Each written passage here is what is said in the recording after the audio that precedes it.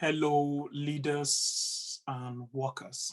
Um, we thank God. The workers' meetings are supposed to take place every first Saturday, but for some reason, we just know that it's going to take place this Saturday. So it's going to be a combined leadership and workers' meeting, and it's going to be every month. And I just want to make certain things clear to everybody. Number one, let me address the elephant in the room. Why did we start a Yoruba church? It's very simple. We're not being tribalistic or any of those things. We're trying to capture everybody possible. And there are some people that their English is not, they can't make anything out of it. And we believe very strongly in our heart that there's a need for a Yoruba church. And in fact, it has become a template for our ministry that anywhere we are, if we're in Calabar, there will be English service and Efik or whatever the language it will be, whatever it is. If it's in Aba, there will be an English service, there will be an Igbo service. So we capture everybody. We're not trying to promote tribalism or anything. Now, there's been a bit of confusion, and I want to clear it out. It's not a test. I'm not testing people. I'm not saying you have to stay in church till the end of all of the services. I'm not asking you to do that. The Yoruba church is like a separate church from the English church. You are just meeting in the same building.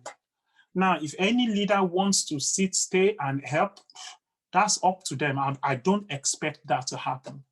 What I expect to happen is for Yoruba church to build themselves from scratch, from zero, and build up.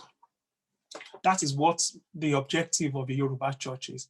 So that means Yoruba church will come complete with their officers, we come complete with their choir, we come complete with their musicians. Let me just make that clear. So we're going to have main service, which now has been extended from 8 to 10:30, and of which pastors Ayodeji, Mr. and Mrs. Ayodeji are fully in charge of that. And then we have the Yoruba church, of which Pastor Gbenga Adisa is fully in charge of that. Now, Pastor Adisa goes between the two churches because he's also the administrator of our church in Ado-Ekiti.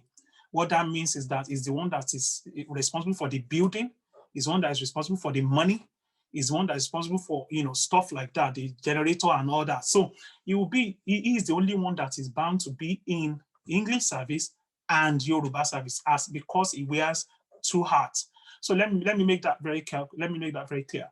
Our main English service in Ado-Ekiti, the pastors are Pastor Ayodeji and Pastor Opeyemi Ayodeji.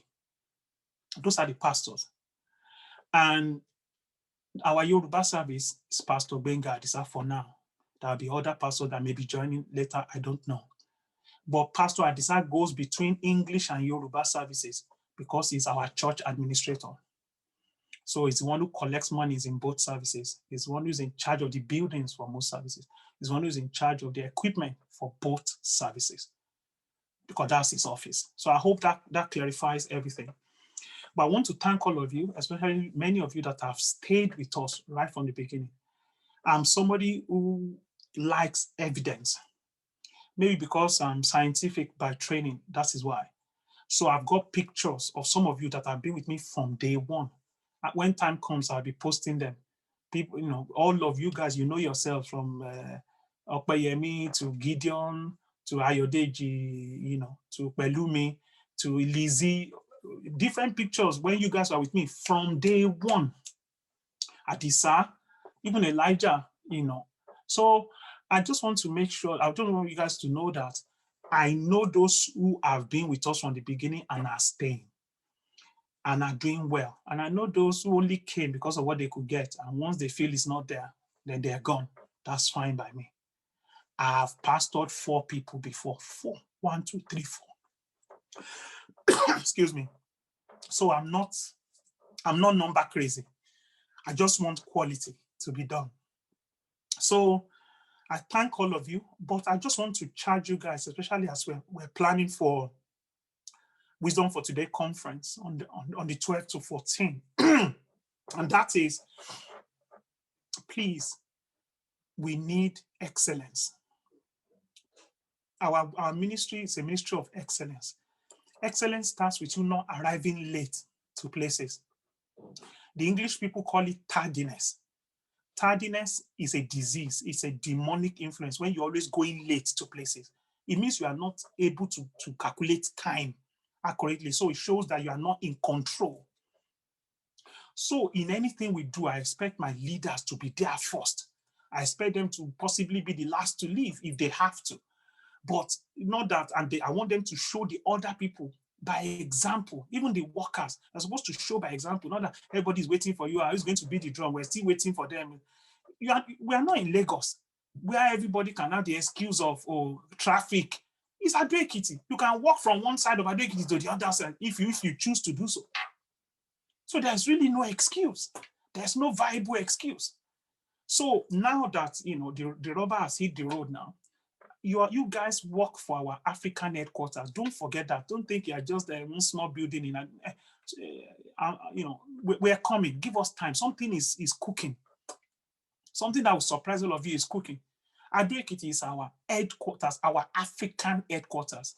As I'm speaking to you now, we have 6 churches in Africa.